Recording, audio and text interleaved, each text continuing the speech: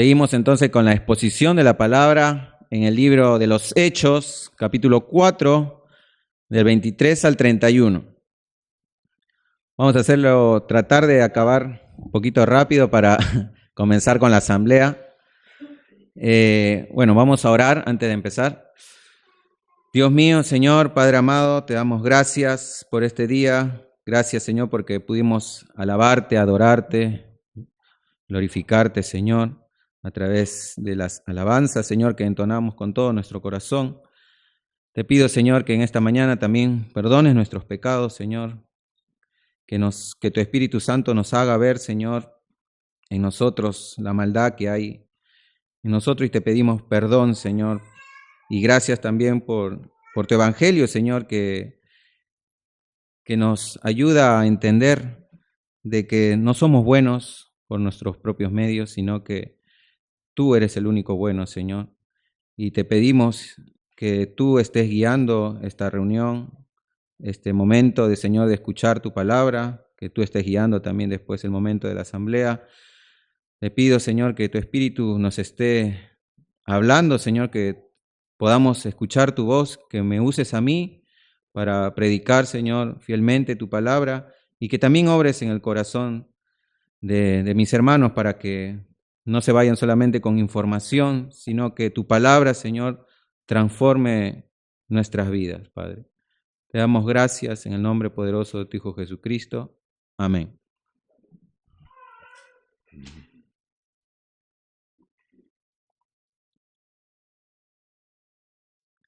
Bien, para entender esto de la oración, les voy a contar una historia. Había una vez una pequeña comunidad que atravesaba una gran sequía. Los cultivos se marchitaban, los animales se enfermaban, la gente se desesperaba porque no había agua. Entonces, un día, el líder de la comunidad tuvo una gran idea. Convocó a todos los miembros de la comunidad para reunirse en la plaza central y orar juntos por la lluvia.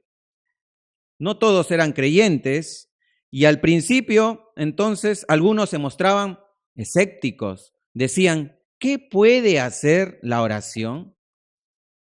Se preguntaban ellos. Entonces, igual decidieron unirse de todos modos, ya que no tenían de otra, porque ya estaban en la completa desesperación. Entonces, cuando todos estuvieron reunidos, el líder comenzó a orar y pidió a Dios que enviara lluvia y que bendijera a la comunidad en sí. Pero no se detuvo ahí, sino que también pidió a cada miembro de la comunidad que compartiera sus propias oraciones y peticiones, como lo que hacemos los martes acá en la iglesia.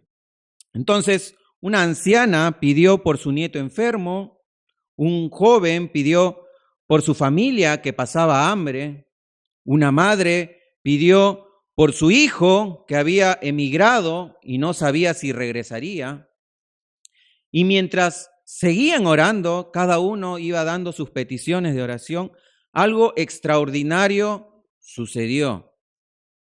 La comunidad se unió en una forma que nunca antes había sucedido. Comenzaron entonces a compartir sus historias, sus miedos, sus esperanzas, y se dieron cuenta de que no estaban solos en sus luchas. Y entonces, después de horas y horas de oración en comunidad, el cielo se oscureció y comenzó a llover. Entonces la comunidad se alegró, se regocijó y dio gracias a Dios. Pero la verdadera bendición, mis hermanos, quiero que entiendan, no solamente fue la lluvia, sino la unidad y el amor que se habían generado en la comunidad que antes no había.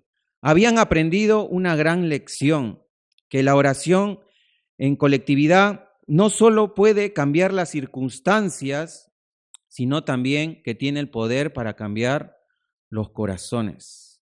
Y eso es lo que vamos a ver el día de hoy. Hoy veremos cómo Dios responde a nuestras oraciones, en este caso a las oraciones de la iglesia. El título se llama La oración de la iglesia. ¿Y cuándo es que Dios responde a nuestras oraciones? Cuando vamos a Él en búsqueda de ayuda con otros hermanos.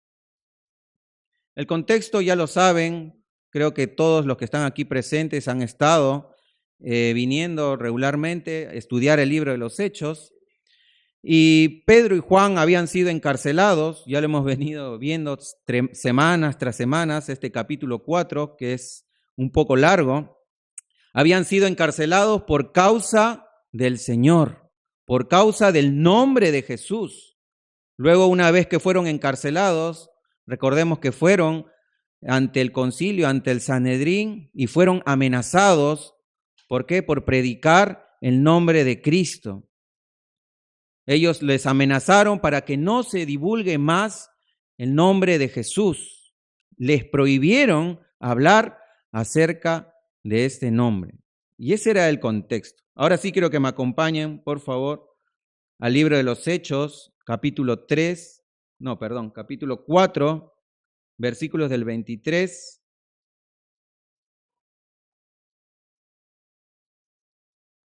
Dice así: cuando quedaron en libertad, fueron a los suyos y les contaron todo lo que los principales sacerdotes y los ancianos le habían dicho.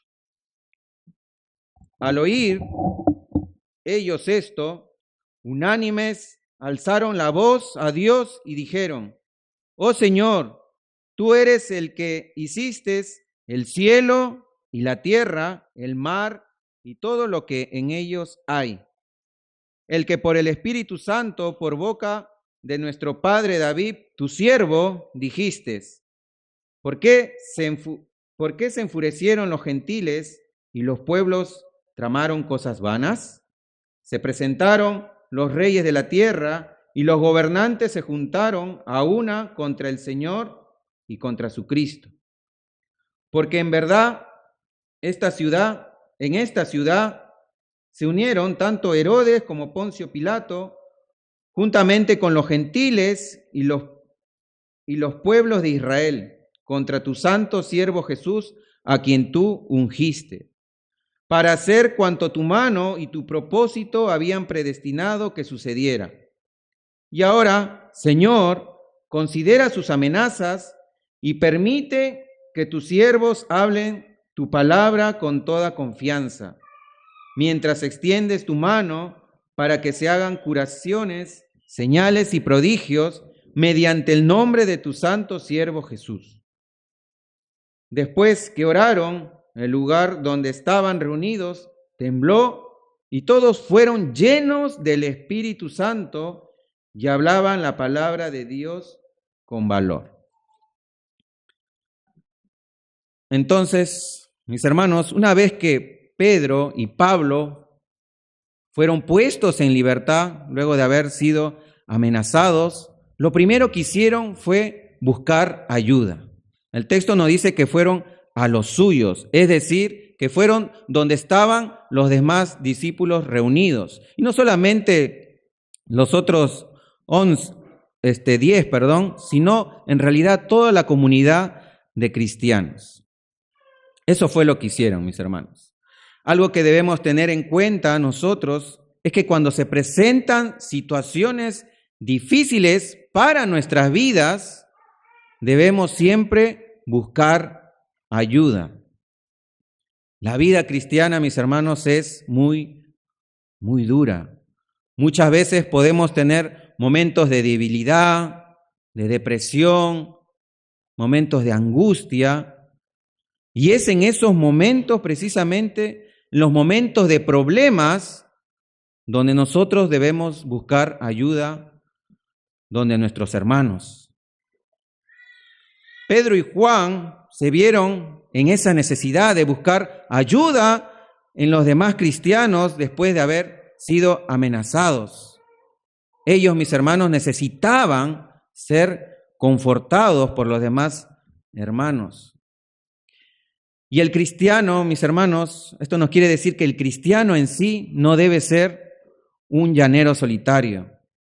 No, porque la iglesia lo conforma un conjunto de personas que viven en una comunidad, que es lo que hemos venido aprendiendo en los primeros capítulos del libro de los Hechos. Somos un cuerpo, hermanos, y si alguna parte del cuerpo está mal, las demás partes del cuerpo también van a estar mal. Y es por eso que debemos ayudarlos. El apóstol Pablo, en su primera carta a los Corintios, capítulo 12, versículo 26, nos dice lo siguiente: y si un miembro sufre, hablando de la iglesia, todos los miembros sufren con él. Y si un miembro es honrado, todos los miembros se regocijan con él. Mis hermanos, amar a los demás significa ser empático con la otra persona. Si nosotros decimos amar a nuestros hermanos, entonces debemos sufrir con los que sufren, reír con los que ríen y llorar con los que lloran. Pedro y Juan, entonces, luego de buscar ayuda, ¿qué fue lo que hicieron? Contaron todo lo que les había acontecido. Es decir, ellos le contaron a la iglesia lo que había pasado estando en prisión, cómo ellos fueron amenazados, cómo les prohibieron hablar acerca de Jesús y cómo los del Sanedrín los intimidaron con su autoridad. Y es bueno, mis hermanos, que siempre, cuando nosotros pasemos por problemas, siempre es bueno contar a alguien nuestros problemas. Esto fue lo que hicieron Pedro y Juan. Y nosotros debemos hacer lo mismo. Si no lo hacemos, nos podemos ver vueltos en depresión. Yo no me imagino, la verdad, a Pedro y a Juan guardándose semejante carga que habían recibido cuando estaban siendo encarcelados o cuando habían sido encarcelados. Yo no me imagino a ellos diciéndole Pedro a Juan, Juan, ¿sabes qué? No hay que contarle nada a nadie. ¿Sabes por qué? Porque capaz se podrían desanimar si le decimos que no, que nos han prohibido hablar acerca de Jesús. No, mis hermanos, eso no es lo que dice la Biblia.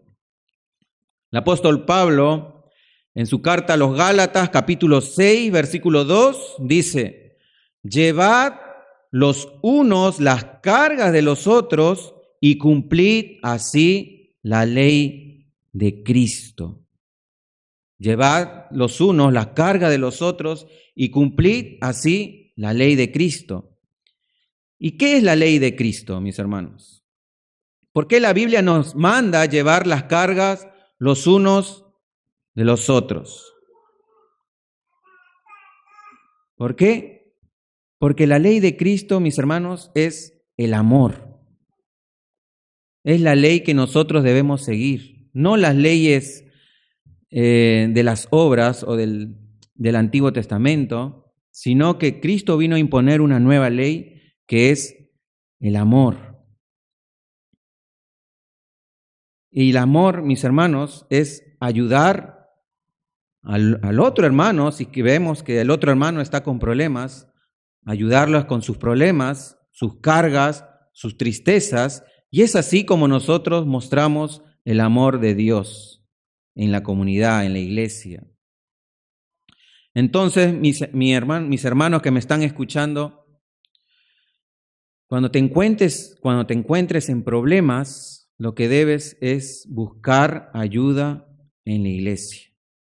Recuerda, no estás solo. Nosotros somos una familia. Y precisamente hace unos instantes estuvimos hablando aquí afuera con unos hermanos de eso, de precisamente buscar ayuda en la iglesia, buscar ayuda en el pastor, en los líderes, en alguien que sepa aconsejarnos, en alguien que sea maduro para ayudarnos precisamente porque cada problema es diferente y cada problema tiene su complejidad. Pero recuerda, no estamos solos, no estamos solos, la iglesia está para ayudarte. Versículo 24. Entonces, la iglesia, al oír esto, lo que habían dicho Pedro y Juan, dice, al oír ellos esto, unánimes, alzaron la voz a Dios y dijeron, oh Señor, tú eres el que hiciste el cielo y la tierra, el mar y todo lo que en ellos hay. Entonces, ¿qué hizo la iglesia? Lo que hizo la iglesia, mis hermanos, era encomendarse en oración a Dios. La iglesia, mis hermanos, sabiendo en ese momento, sabiendo que ellos tampoco tenían poder alguno para ir en contra de las autoridades, en contra del Sanedrín, lo que hicieron fue lo que todo cristiano en dificultad debe hacer: buscar a Dios, buscar ayuda en el Dios soberano, el creador del cielo y de la tierra y del mar y todo lo que hay en ellos. Eso debemos hacer, mis hermanos.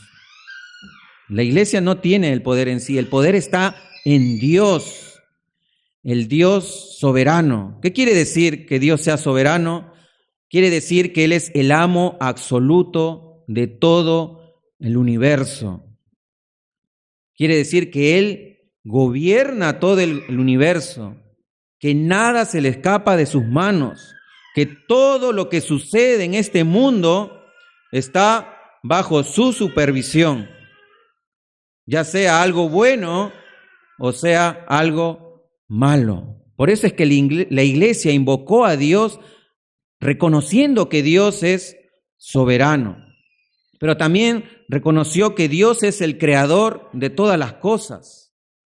Dios te creó a ti y me creó a mí. Incluso creó a los malvados para sus propios propósitos, como vamos a ver más adelante, es decir, a todo el conjunto del Sanedrín, al sacerdote, al sumo sacerdote, a los escribas, a los fariseos.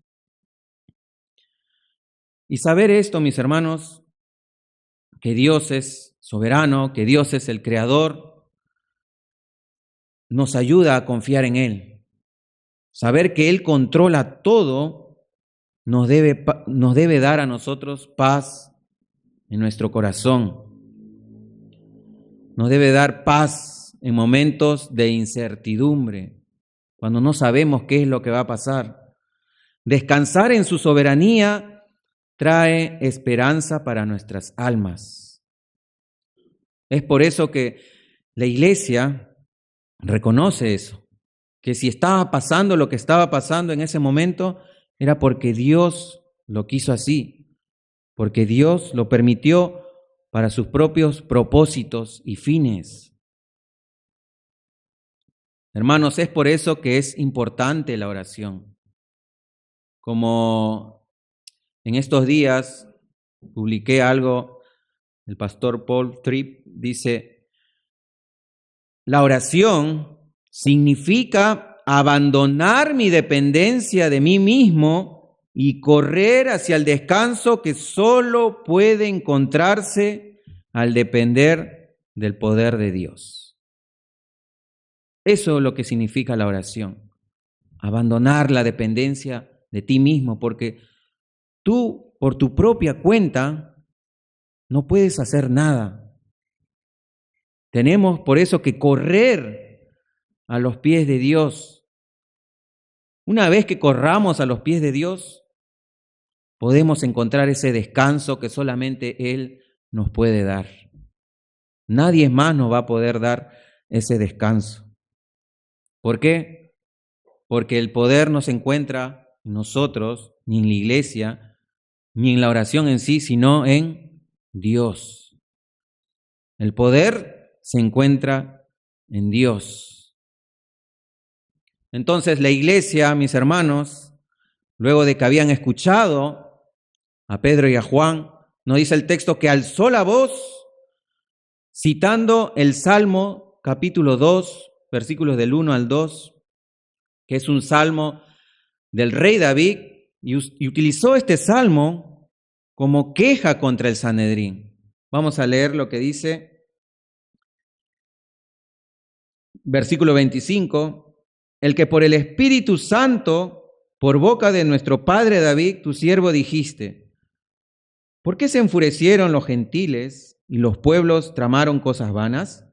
Se presentaron los reyes de la tierra y los gobernantes se juntaron a una contra el Señor y contra su Cristo.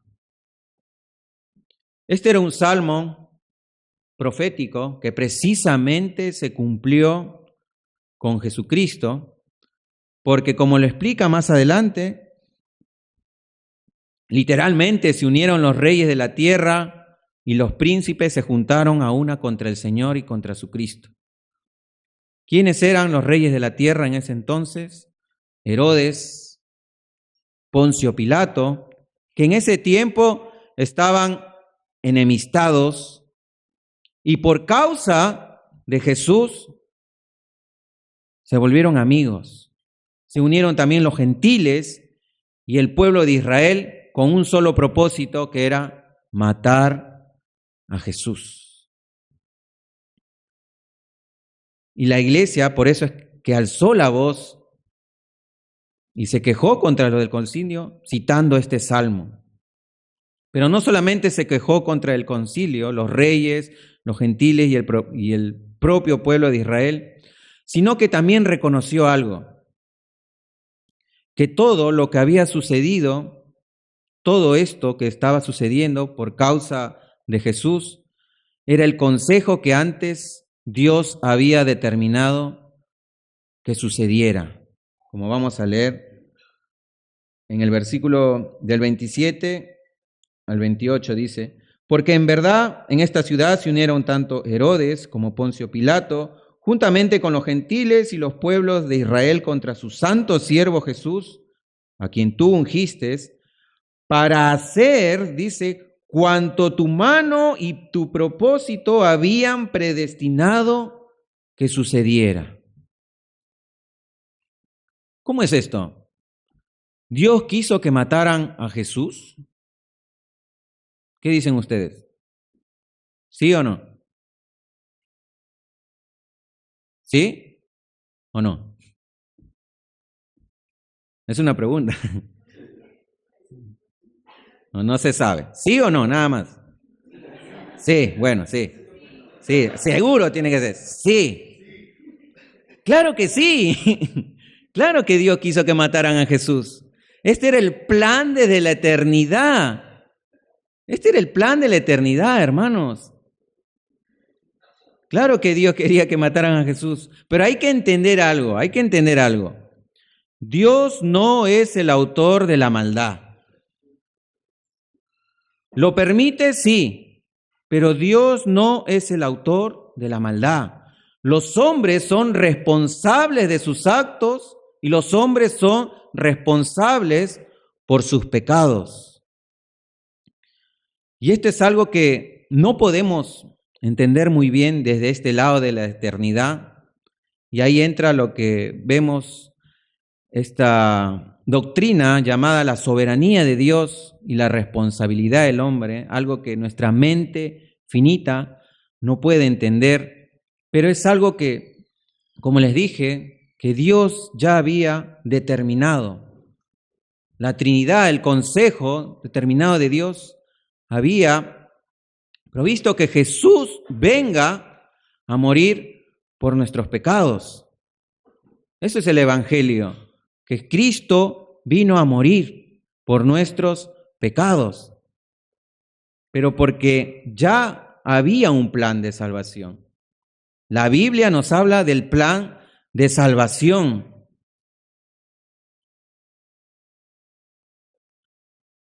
Así que, mis hermanos, debemos entender eso. El propio Lucas, que escribió el libro de los Hechos, entendió eso. Entendió que Dios ya había determinado enviar a su Hijo, Jesucristo, a que muera por manos de pecadores. ¿Para qué? Para que nosotros podamos ser salvos. Si eso no hubiera sucedido, entonces ninguno de los que está acá en esta sala, en esta iglesia, podríamos ser salvos. tuvo que ser así. Entonces la iglesia se queja ante Dios citando este salmo diciendo que los reyes se unieron contra su Cristo, los gentiles, el pueblo de Israel, todos se unieron en contra de Cristo, en contra del Señor. Y nosotros también, mis hermanos, cuando acudamos a Dios, siempre es bueno quejarnos en cierta manera y decir a Dios cómo te sientes. Debemos quejarnos de las injusticias que nos pasan, porque nos pasan injusticias, pero no como creyéndote justo, porque algunos se quejan haciéndose las víctimas y olvidan que muchas veces nosotros también somos injustos. No, sino que debemos ir ante Dios entendiendo que vivimos en un mundo caído en el cual somos presas de la injusticia y de la maldad. Y debemos ir a Dios, encomendarnos a Dios, quien es el único justo y el único que hace justicia.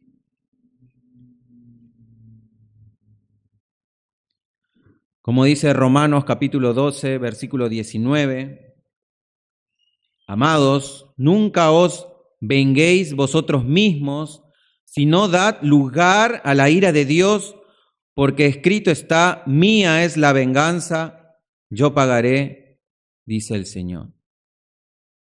La iglesia se encomendó a Dios diciendo que todos los reyes, el pueblo de Israel, los gentiles se habían unido contra su Cristo, sabiendo de antemano que ya Dios había determinado eso y sabiendo que Dios es el que hace justicia, que Dios es el que, de Dios es la venganza y que Dios es el que va a pagar a los malvados por sus pecados.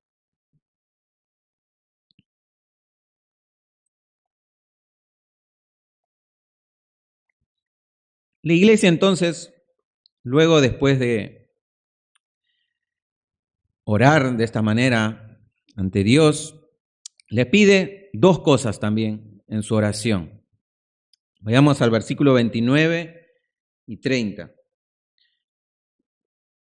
Y ahora, Señor, considera sus amenazas y permite que tus siervos hablen tu palabra con toda confianza, mientras extiendes tu mano para que se hagan curaciones, señales y prodigios mediante el nombre de tu santo siervo Jesús. La iglesia entonces pide dos cosas. Uno es que les pide valentía y confianza para que hablen con denuedo su palabra. ¿Y por qué les piden valentía y confianza? Porque ellos no eran superhumanos, sino que ante las amenazas, la intimidación, también se sentían acobardados. Y es por eso que ellos piden valentía y confianza para poder seguir predicando la palabra de Dios. Y no solamente les pide valentía y confianza, sino que les pide el respaldo de Dios a través de señales y prodigios mientras van predicando el nombre de su santo Hijo Jesús.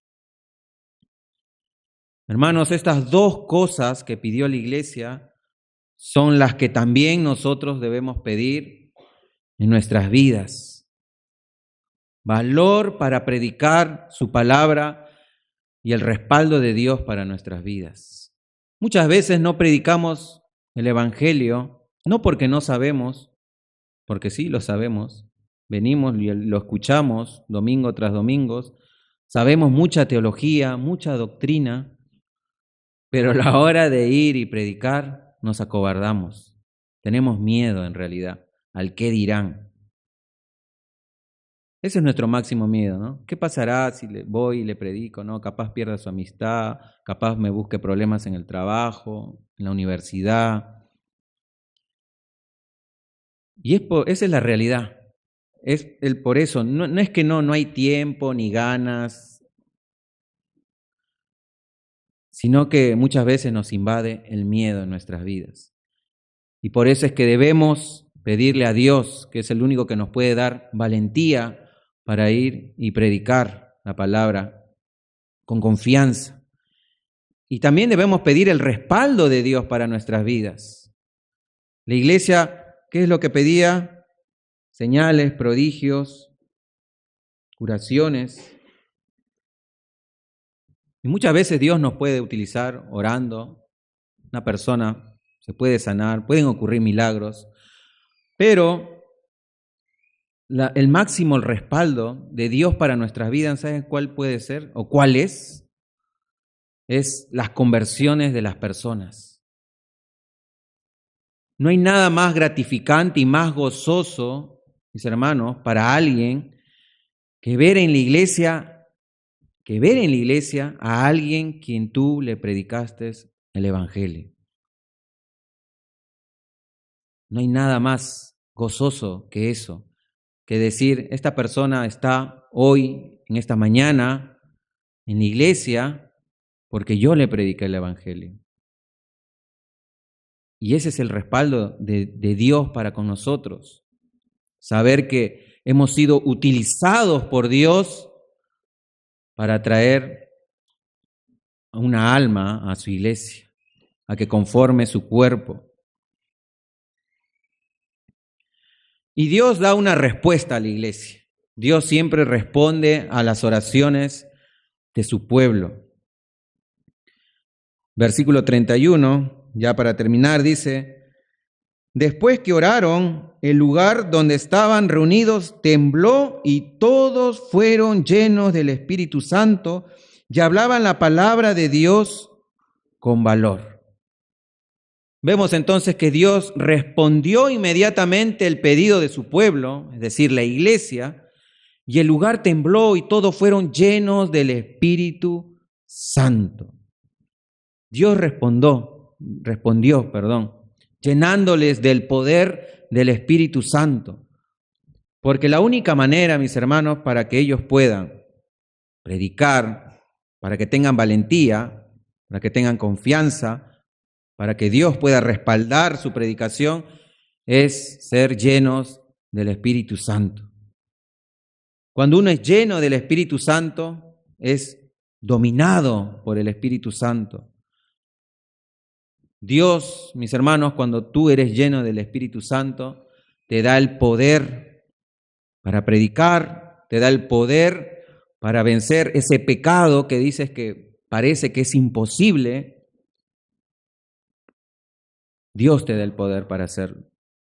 Cuando uno es lleno del Espíritu Santo, ya no vives bajo tus propios pensamientos, sino que vives bajo la guía del Espíritu Santo de Dios, buscando siempre ¿qué? Vivir en santidad, vivir en justicia y vivir obedeciendo la palabra de Dios, motivados por el Evangelio y por el amor que Él nos ha brindado. La iglesia entonces, luego de ser lleno del Espíritu Santo, ¿qué nos dice el texto? Que hablaban con denuedo la palabra de Dios. Es decir, ya no tenían miedo. Ya no tenían miedo a las amenazas por parte del Sanedrín, ni tenían miedo a hombre alguno. Ahora, su principal objetivo, el principal objetivo de la iglesia, era seguir cumpliendo el mandato de Jesús, que era ser sus testigos hasta los confines de la tierra, es decir, seguir predicando el Evangelio. Y hermanos, como le dije, Dios siempre responde a las oraciones. Las oraciones no son en vano. Lo que hacemos los martes, de venir a las 7, de juntarnos y dar nuestros motivos de oraciones, no es en vano, porque sabemos que Dios nos escucha. Y las oraciones de Dios son respondidas cuando estas son hechas conforme a la voluntad de Dios. Quizás no lo haga inmediatamente, no lo va a hacer en muchas ocasiones. ¿Por qué? Porque Dios tiene sus tiempos, pero ten por seguro que lo va a hacer. Ten por seguro que lo va a hacer. Así que si te falta valentía para predicar el Evangelio, ¿qué debemos hacer? Pedírselo a Dios. Si estás luchando con algún pecado, como le dije anteriormente, que parece imposible de vencer, pídeselo a Dios. Si quieres sabiduría, pídeselo a Dios. Si estás pasando por una situación que parece que no tiene solución, que parece imposible, pídeselo a Dios. Hermano, debemos encomendarnos a Dios en oración y pedir nuestras peticiones con fe, sabiendo que Él va a responder, teniendo la seguridad que Dios es el que tiene el poder para ayudarte, no nosotros. Nosotros no tenemos el poder. Tú puedes ir en búsqueda de un hermano, sí, pero es Dios quien tiene el poder. Y Dios responde como respondió en el libro de los Hechos. Y unas aplicaciones para terminar.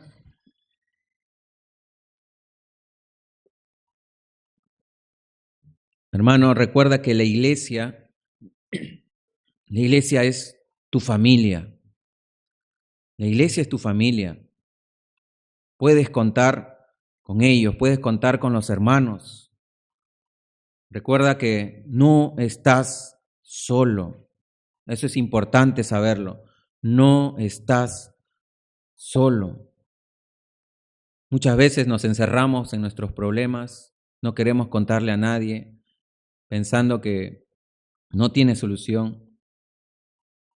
Pero lo que nos manda la Biblia es eso, a ir a buscar ayuda en algún hermano. Como le dije, Pedro y Juan buscaron ayuda en la iglesia, porque ellos sabían que no podían con semejante carga solos. Debemos ir a pedir ayuda, ya sea un hermano, a un líder de la iglesia. Hermano, recuerda, estamos para ayudarte, para aconsejarte y para animarte también en todos tus procesos que estés pasando. Recuerda que la oración es fundamental para nuestras vidas. Hay situaciones en las cuales ningún hermano te puede ayudar. Eso es cierto, es verdad. Así que solo Dios puede ayudarte. Solo Dios tiene el poder para hacerlo. Como le dije, la iglesia está para eso, para acompañarte en tu proceso, pero es Dios quien verdaderamente resuelve tu problema. Ese hermano al cual tú le vas a aconsejar, ese líder, al pastor, un diácono, no lo sé, su deber es encaminarte, encomendarse en oración contigo y buscar a Dios. Esa persona no está para resolver tus problemas. El pastor no está para resolver tus problemas, pero está para que te lleve a los pies de Cristo. Él sí tiene el poder para resolver los problemas. Y por último, mis hermanos, ten fe. Ten fe en que Dios va a responder tus oraciones. No será a tu manera, no será como tú quieres a veces, ni en tus tiempos, pero sí será dentro de la voluntad de Dios, que es buena, agradable y perfecta.